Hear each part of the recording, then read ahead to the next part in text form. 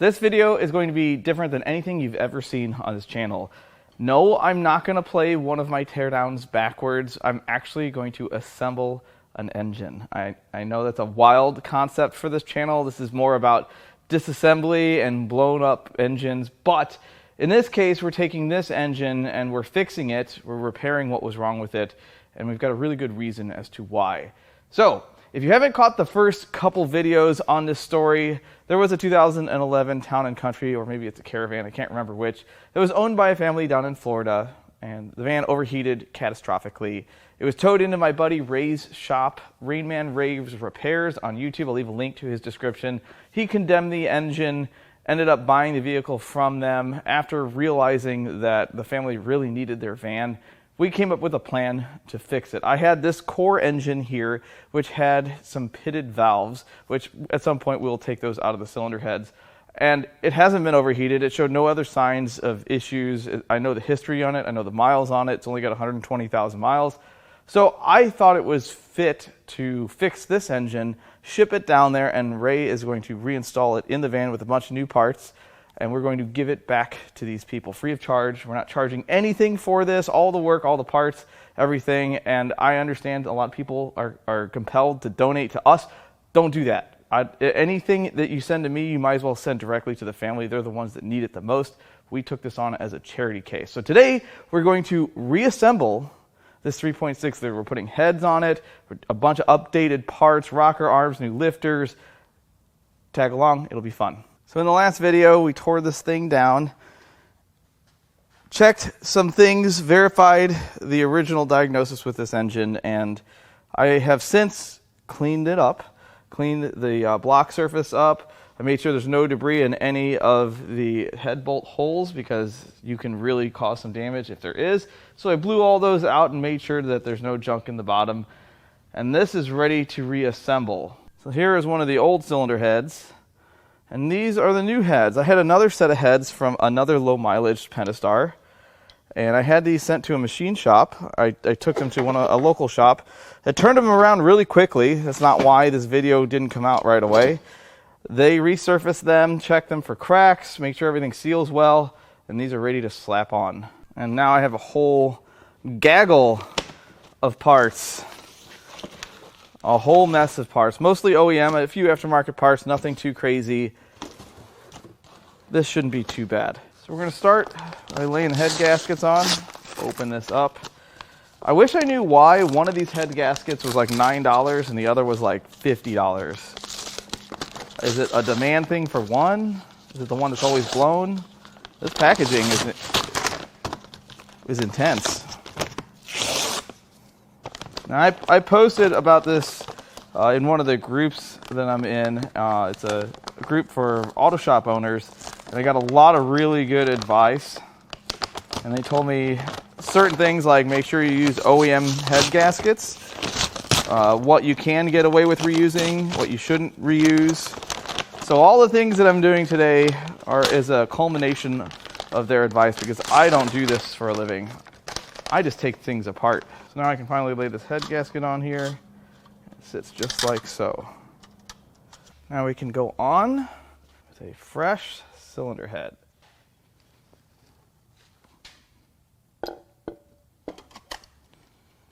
Just like butter.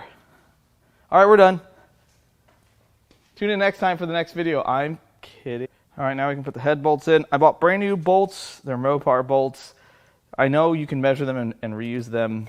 That is not really worth the risk to me, considering how much work it is to find out that you shouldn't have reused them.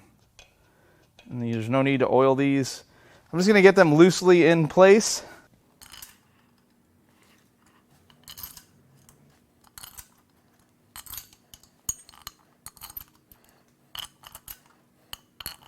All right, I'm just going to run these down a little bit. I'm not going to impact them on, don't worry.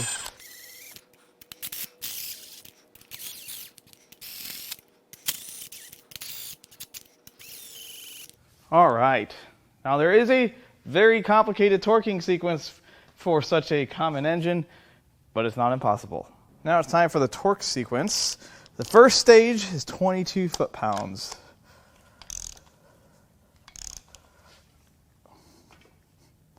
Oh, it's going to be like that. Okay.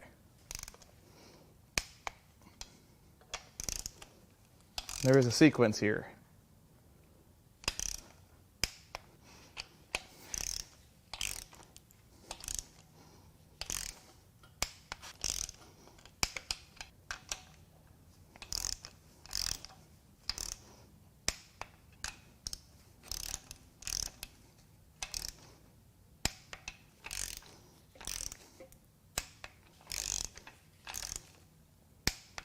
Now for the second stage, 33 foot-pounds.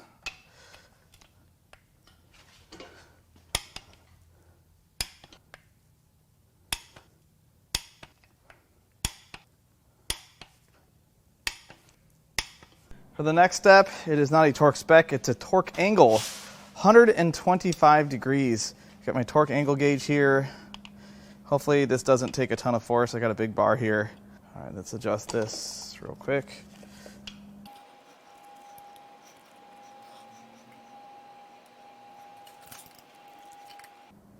It's 120. That's 125. Now I got to do that for the other 7 bolts.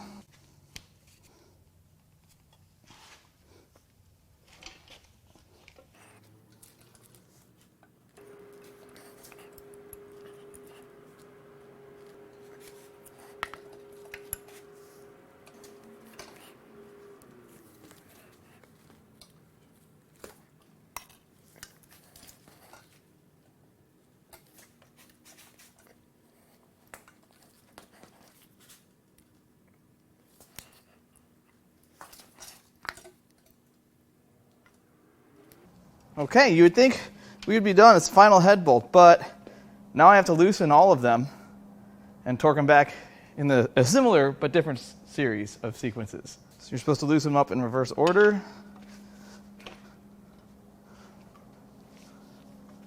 I don't know how loose, but loose enough, looser than 22 foot-pounds.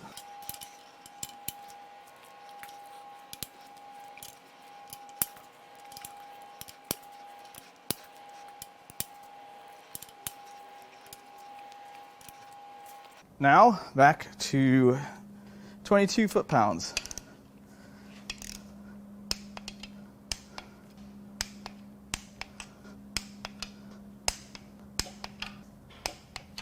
Now, 33 foot-pounds.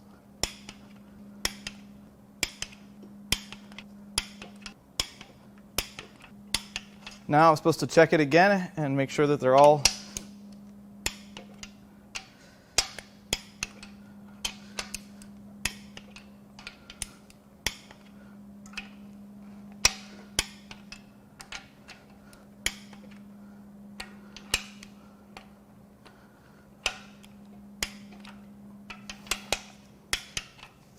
okay, now for the torque angle. At this point, the new angle is 130 degrees.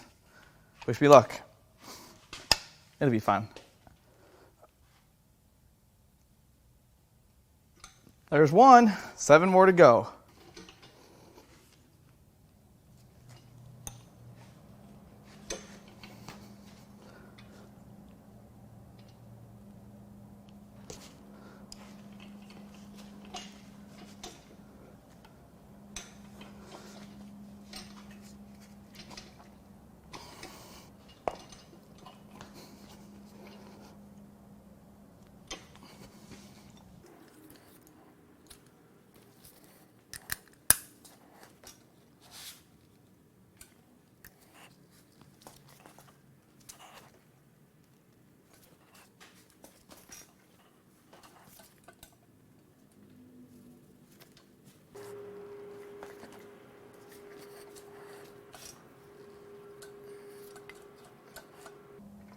And the final bolt.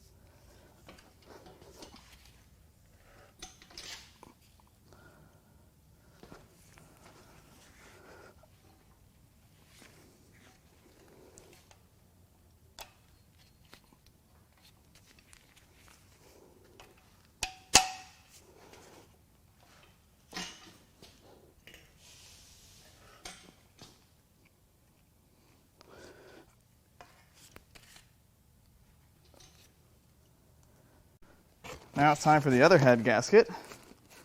If I can get it out of here. I can't get it out of here. Hold, please. All right, head gasket installation.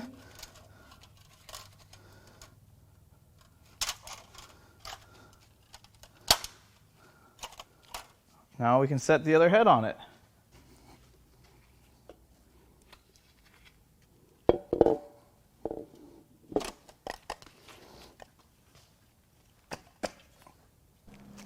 Start feeding some bolts.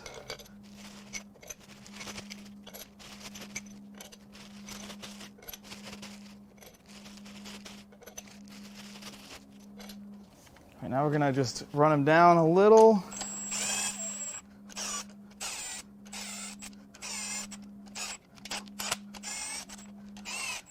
Now it's time for the first torque spec, 22 foot-pounds.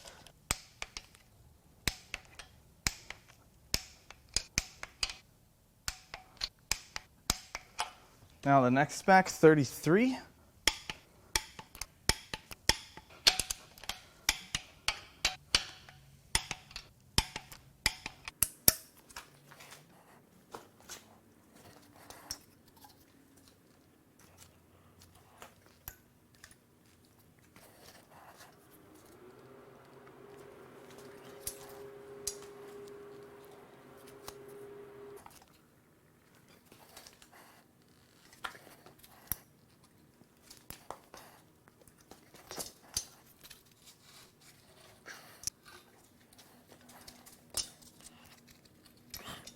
Tell you, not having brakes on this stand is really a problem.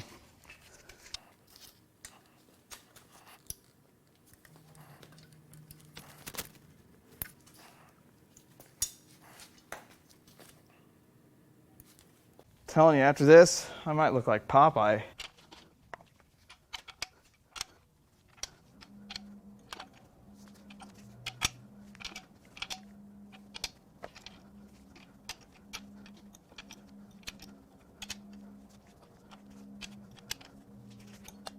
Now 22 foot-pounds again.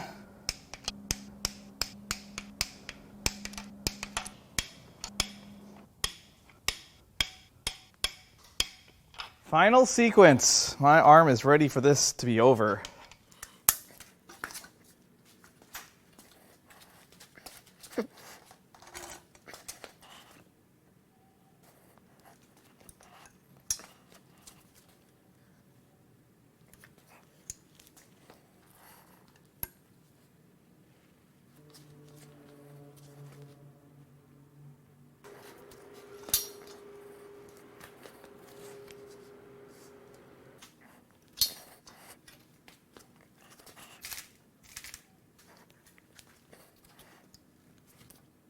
And the final one.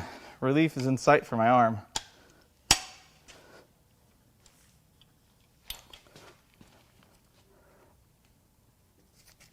The next thing I'm going to do is pay attention to these oil galley plugs for the rocker arms. These often get loose, causing codes and premature rocker wear and noise. So we're going to remove them, we're going to Loctite them and torque them above spec, because that's what we're going to do.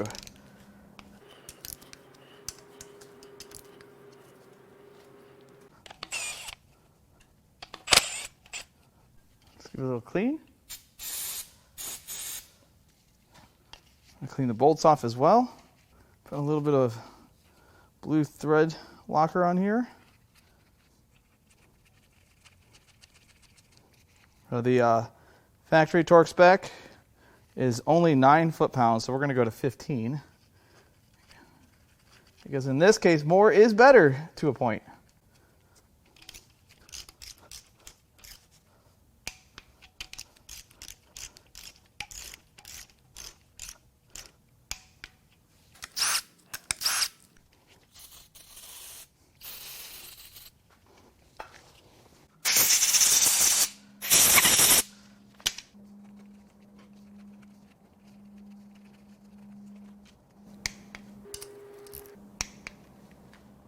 Well, I made a mistake. I screwed up. I dropped the ball. I had a lapse in judgment.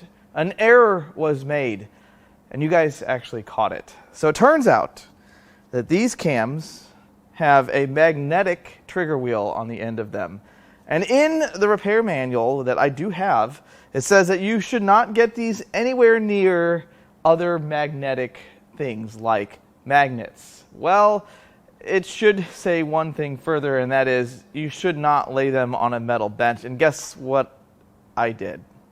I put them on my workbench here, which has rendered them possibly bad. Now, it doesn't mean that they are bad, and they could be perfectly fine, but I am unwilling to take the risk of putting this engine all the way together with these cams that may throw cam correlation codes or crank position or cam position codes. I'm uninterested in making that gamble come to fruition. So I took some time, and I know there's been a little bit of a delay in this video, to find another set of cams that had never touched anything metal other than the engines that they were in. And now we're going to put those cams in, but first we got to put the lifters and the rockers in. This is a bag of treasure. This is a very expensive bag, by the way. We have all brand new lifters and the updated rocker arms. I'm not quite sure when the year change was, but at some point they updated the rocker arm design to have larger needles inside that are way less prone to failure. And weight is a scientific measurement. It generally means a lot. So now we have all of these, and the next thing I'm going to do is dunk them in oil.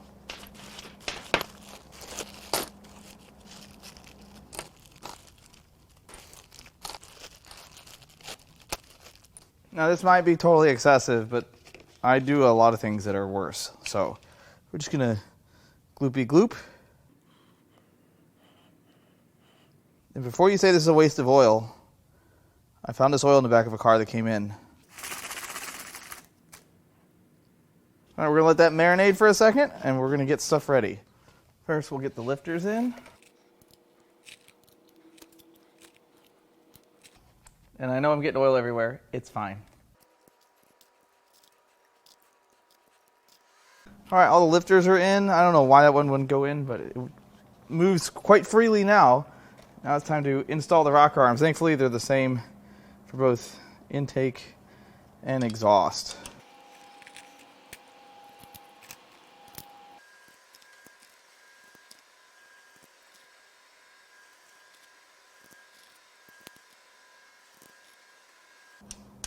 All right, all our rocker arms and lifters are installed. On to the other side.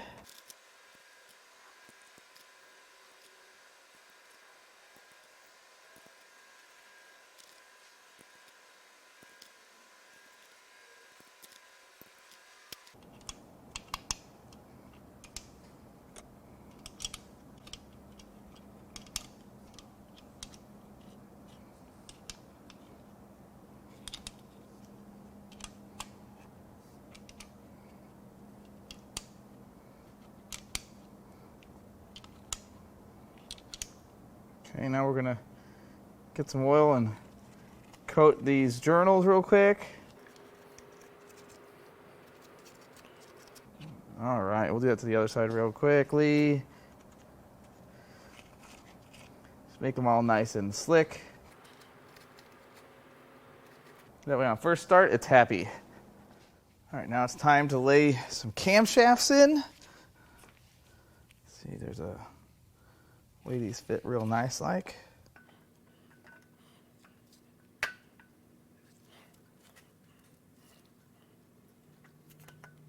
think that's in, is it?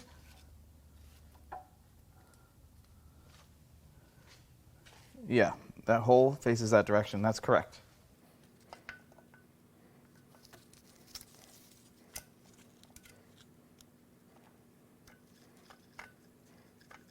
All right, now they're in a neutral position and I can put the cam caps on.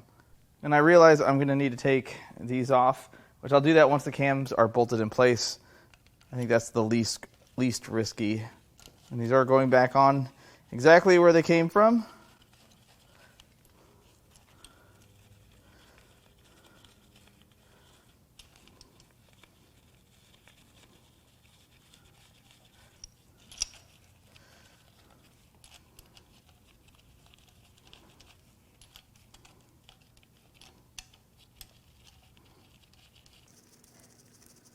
onto the other bank.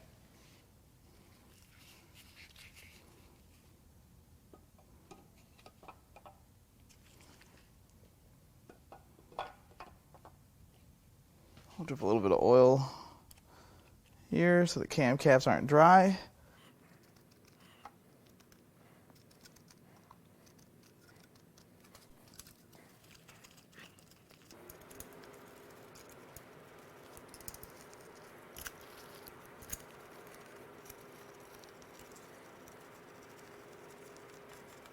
I'm going to run these down just a little, not going to snug them up.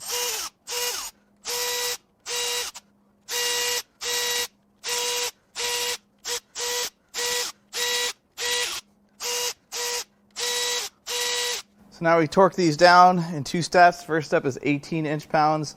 We start with this cap here.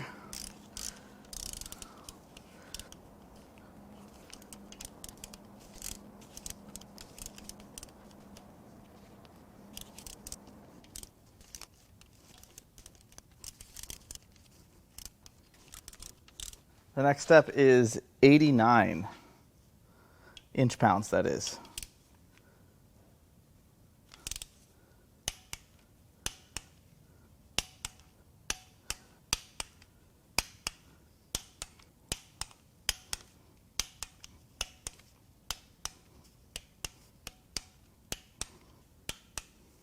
All right, that bank is done. And now because these are in the neutral position, I should be able to move these. Look at that. They move pretty freely. Of course, they are against the rocker, so there's not a whole lot of movement I get, but they're not locked up because they're torqued to spec. All right, same deal again.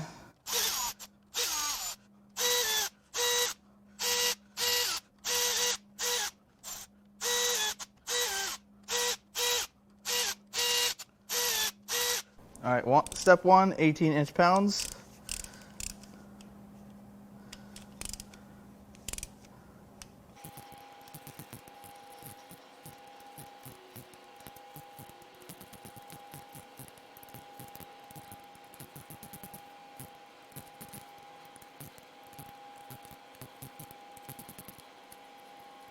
And now 89 inch-pounds.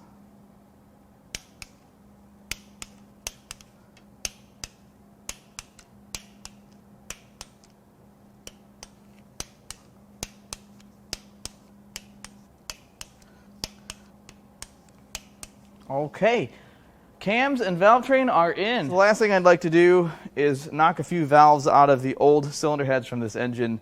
You guys saw the results in the last video. It definitely has some problems, and if we knock the valves out, I'm sure we'll be able to see them. I'm not going to scrap these heads. I think the heads can be repaired. They may not be worth it, but let's see what these valves look like.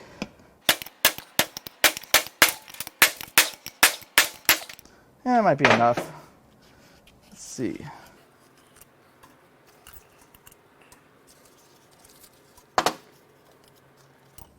There's our exhaust. Again, most of our problems are going to be with the intake, I believe.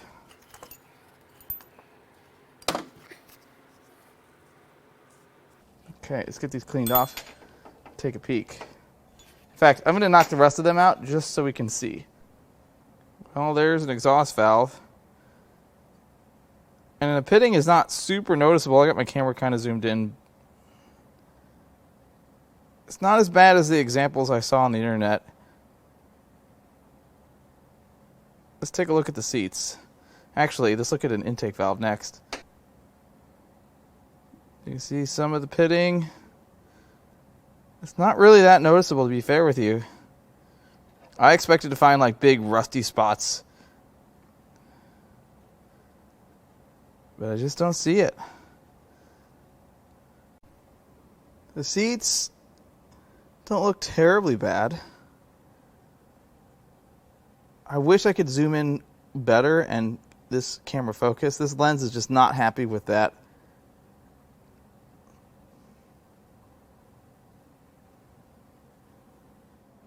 At the end of every video, I mention something like, I love all the comments, feedback, and even the criticism. Well, this is why I like the criticism. When I make a mistake, you guys are the first to point it out. Collectively, everyone that watches this channel knows way more than any one person could possibly know. which is why there's such a wealth of information in the comments. It is amazing to read some of the comments. There's a lot of funny ones, there's a lot of but you're going to have that with pretty much any video that gets put out. But what you don't have with most videos is the incredible depth of information that you could find. And I cannot thank you guys enough, because that could have saved a potential problem for Ray, for this van down the future. I could not just risk it. So now the valve train's in, cam's in, and in the next video we'll put the timing chains on. We'll do the oil pump solenoid, and we'll get it timed. We'll get the timing cover on it, the lower oil pan, valve covers, and hopefully end that video with it leaving on a truck. So I'm sorry it took so long for this update. A lot of stuff going on right now, but I'm sure you guys will know soon enough. As always, I love all the comments, all the feedback, and even the criticism. I really do. I love it all, and I'll catch you on the next one.